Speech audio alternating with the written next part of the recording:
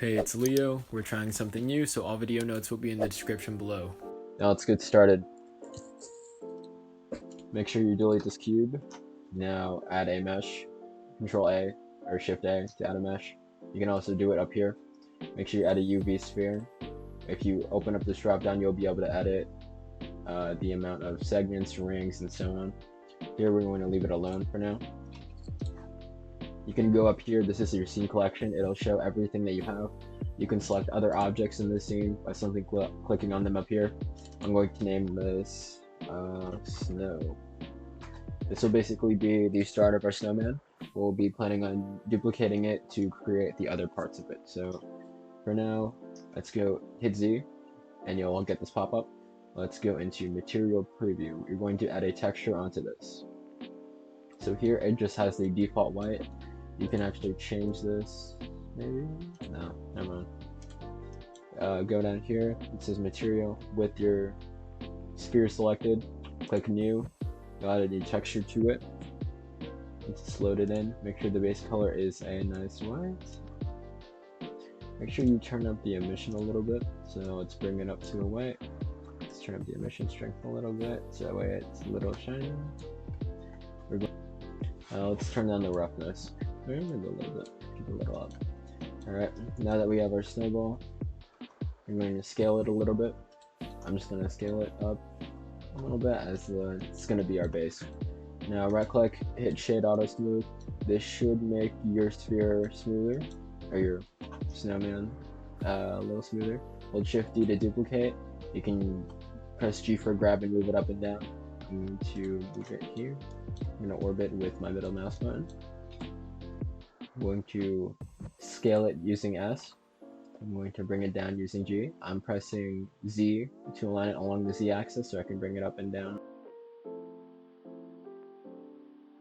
I'm going to click to confirm it, and then I'm going to do it a third time. So Shift D, align it on the Z axis, scale it down, and it's looking pretty good. Maybe I'll change these two. So press B for box select. Yeah, it's looking pretty nice. Now I'm going to grab all of this, bring it along the Y-axis by pressing Y. I'm going to click to confirm that movement. Now I'm going to hit Shift A to add another thing. I want to add a carrot for our snowman. So along the Y-axis, hitting R for rotate, hitting Y for the Y-axis, and typing in 90. You'll see at the top here, at the top left of the screen, the amount of degrees that I'm rotating the mesh on. I'm going to click to confirm. I'm going to scale it down a little bit. Maybe scale up by Z. No, I'm just going to scale it down. Hit S for scale, X. You can lengthen it a little bit. I think that's good. I'm going to hit G for grab, Z. I'm going to bring it up and put it near our snowman.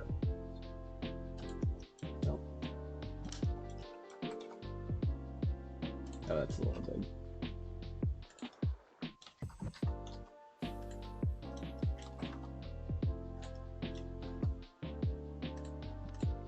Alright, now clicking on our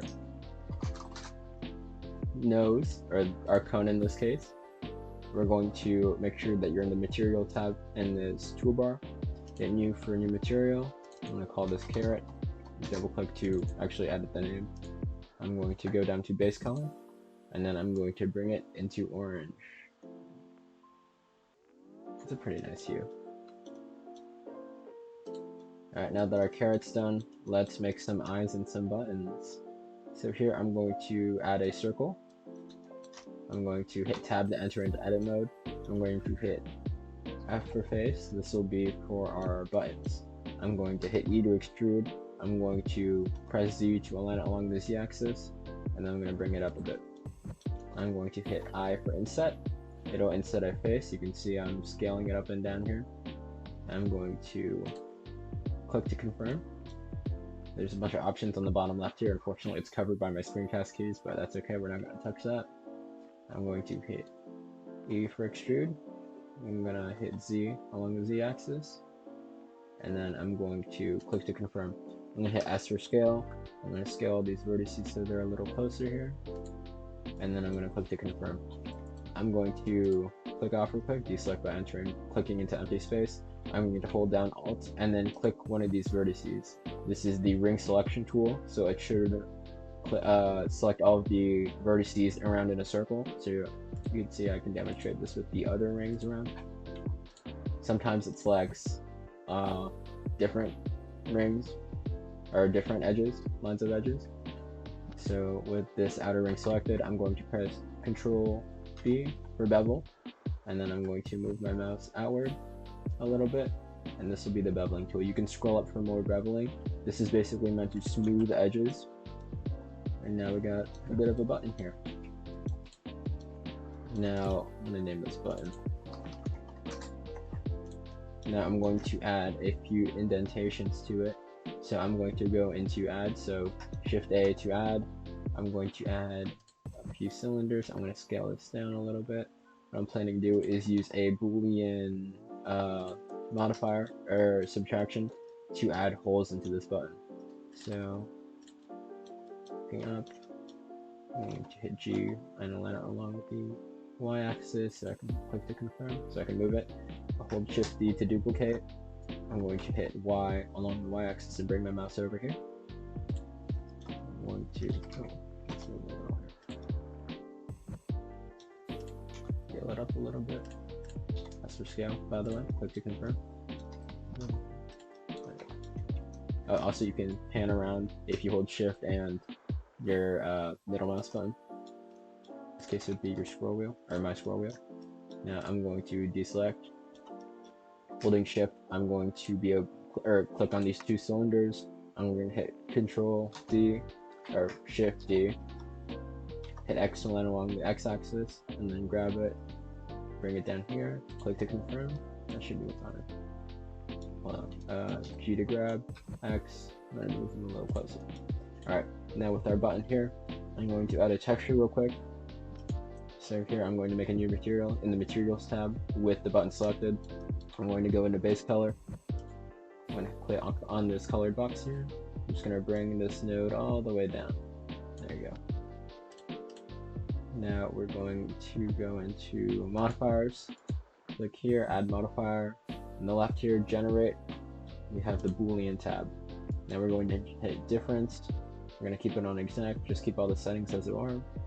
Click on the eyedropper so we can select which object we want to subtract a portion of the model away, given the intersection.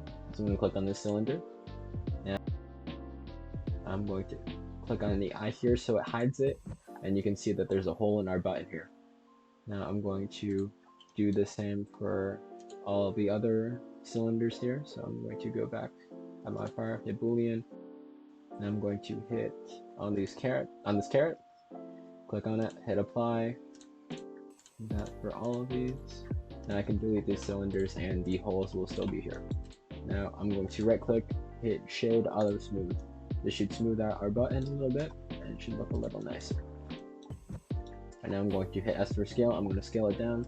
I'm going to hit R for rotate, hit Y along the rotation along the y-axis. I'm going to hit 90 degrees. Let's take a look. Scrolling to zoom, by the way. Alright, cool. Hit G for grab, Z for the Z-axis. I'm just going to start moving our button closer to our snowman. That's okay. Hit D for duplicate. Z to move it along the Z-axis. G for grab. To align it along the X-axis. I'm going to rotate it along the Y-axis a little bit. There we go. Oh. Okay, I guess it's okay. Now what I'll do it.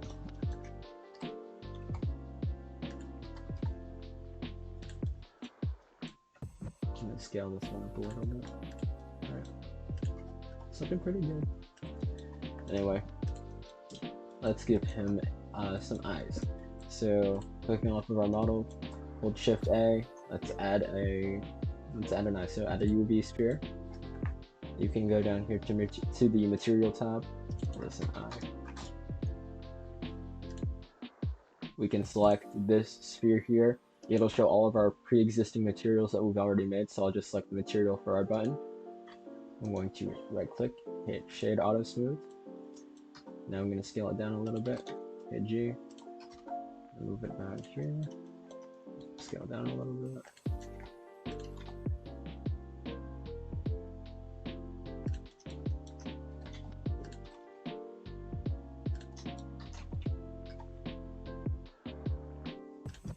Yeah, that looks good.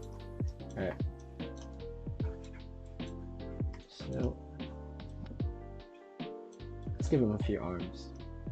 So, hit Shift A, click on Cube. I'm going to scale this down on the Z axis, so I'm going to bring it down, flatten it. I'm going to scale on the X axis. There we go. G, add to grab, scale along the Z axis, let's bring it along the Y. I'm going to hit the mirror, I'm going to give them a mirror modifier, so it's a little easier to make this. So with our arm selected, we're going to the modifiers tab, add modifier. Where is mirror? Mirror, hit it along the Y axis. There, make sure you have your mirror object selected. So I'm going to select this middle Snowman. I believe, yeah, the Y axis. So alignment of the mirror modifier will not be actually across axes, it'll be aligned along an axis. So I'm going to bring this up a bit, rotate on the X axis, pull up, with a little inward. Alright, going into edit mode with our arm selected, I'm going to hit, no, I think we can just duplicate it. So Shift D to duplicate, scale it down. You can hit exit to leave the duplicated object in the same space.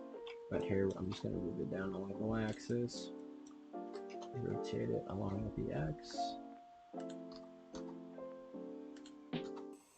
scale it down a little bit. I'm give him a few fingers.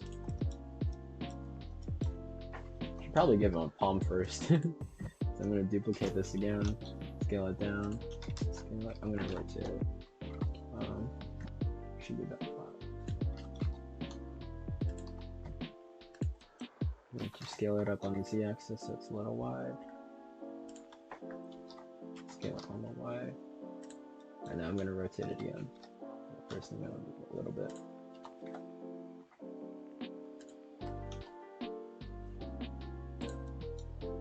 And now I'm going to try and attach the fingers here.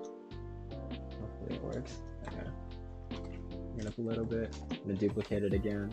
Z, or G for grab, Z along the Z axis, rotate along the X axis, bring it up. And I'm going to do the same again. Rotate along the X axis, along the Y. Alright, now we're going to add a material to all this. So I'm going to add a new material to the arm, call it wood. I'm going to select base color. I'm going to bring it around the brown. If I bring down the darkness a little bit, or bring down the brightness a little bit, it'll be a bit more convincing. Alright, now I'm going to select the hands and hit the circle thing, so it lets you browse all the available materials. I'm going to select each of these individual objects and give them this material. Alright, now we are done with our snowman. Now, I'm going to spend the rest of this video making a scene and rendering out the image of our snowman. So you can stick around for that, but aside from that, you're basically done. Alright, so let's start creating our scene.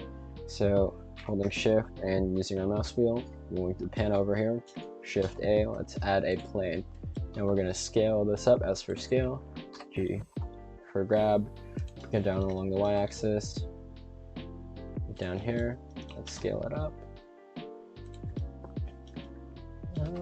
Should be fine. Alright, we're going to go hit tab to go into edit mode. We're going to right click on this plane, hit subdivide, do it maybe like 3 times, 4 times, and do a 5th. Alright, that's good. Now I'm going to deselect all of these vertices. I'm going to click on this circle here. This is proportional editing mode. So if I select a vertex, you can see this little circle around here. It basically tells you the area of effect of your change. So if I were to scroll down and make the circle wider, you can see that the rest of the plane and vertices are moving in conjunction with, or in reaction to this change to the single vertex on the node. Excuse me. Alright, so I'm going to deselect that. I'm going to go up here, hit select, hit random select random. There we go. I'm going to hit G, and I'm going to do it along with the Z-axis. I'm going to bring up the plane a little bit, add a bit of unevenness to our plane, or to our ground. I'm going to right click, hit shade auto smooth, or shade smooth. I'm going to go back to our materials tab and give this a material. I'm going to give it the snow material that we have for it. I'm going to turn down the emission strength so the lights don't, or the light bounces from it, or the light emitted from this plane won't start giving too much like brightness into the camera when we render this. Anyway, now hold Z to go into rendered mode. You'll see this is what our scene looks like right now. We're going to switch our rendering engine, going up to this tab here and going into cycles. This is a more accurate rendering engine, but it just is more taxing on systems in general. You can see the pixelation as I pan around. It's just a feature that allows computers to generally give off the idea what the scene looks like without rendering it completely at once. I'm going to go into feature set on the right and change it to experimental. Now I'm going to hit denoise right here in Viewport. Gets rid of the film grainy effect that we have here on our model. Now I'm going to go down to world, I think it is. Give me a second. I'm going to go down here to this red icon, hit world, go down to color, go down here on the left, I believe. It's surface, I'm sorry. I'm on the wrong section. With background selected, I should go, you go down to color, sky texture, sorry. Alright, and you'll have, in this drop down menu, you'll have access to a bunch of different skies. Here, there are different versions.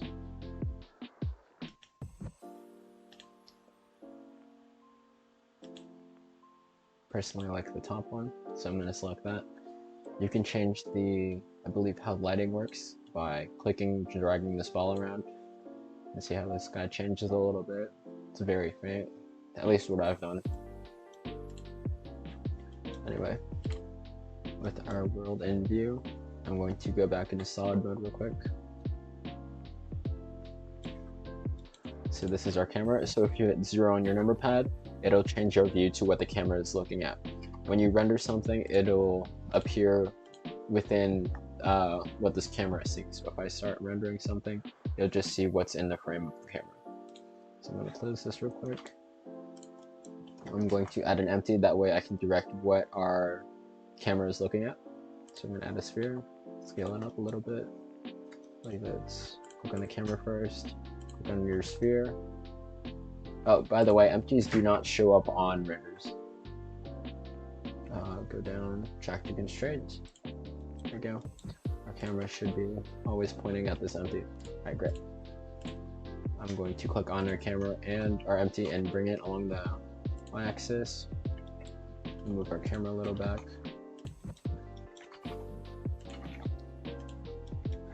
I'm going to select our empty from the scene collection here. Alright, hit 0 to enter into the camera view.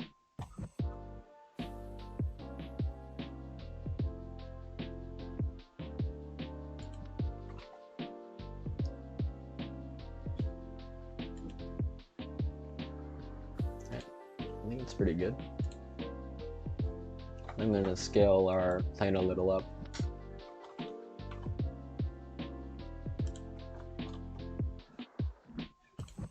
Let's see how this looks.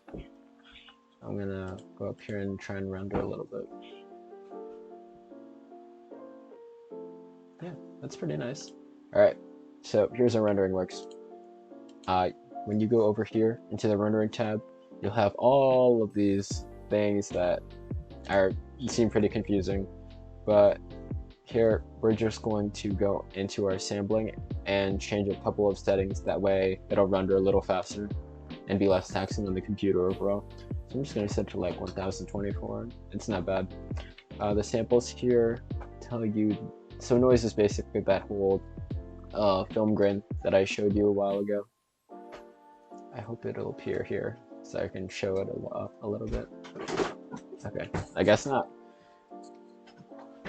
With that aside, with more denoising, you'll be able to get a more accurate, image. Here, I'm going to leave that alone. Here, when it comes to max bounces, these are the light paths. These are all of the interactions of light between different objects. You can turn this down and try to keep your object, like, if you turn it up, it'll make your object a little brighter, and it also add a bit more fidelity to reflections and that sort of thing. This is especially helpful with glass, but you don't really need to worry about it too much. If you turn it down a little bit while still maintaining the quality of your image, you can definitely get a faster render with basically the same quality. Alright, I'm gonna save I'll save everything at the end. So up here with our camera in view, I'm going to change the resolution real quick. So if I scroll up here to output, I can change the resolution. The resolution of our image. So I'm gonna scale it up a little bit. Yeah, that's good. For output, you don't really have to worry about that when it comes to renders.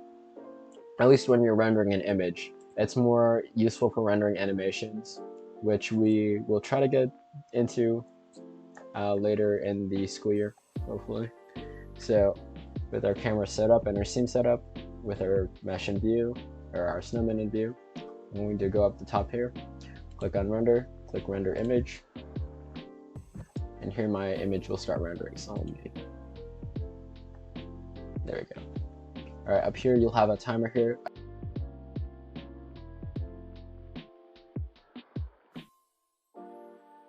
Okay, now our image is done. So once your render is finished, you should see that there's no other timers here. So we're going to click on images, hit save as, and then you can save it wherever you want. So I'm just going to save it to my documents folder as snowman render. I'll just add the date of recording. And that's it. Well, thank you so very much for watching, and I hope to see you again very, very soon. Bye-bye.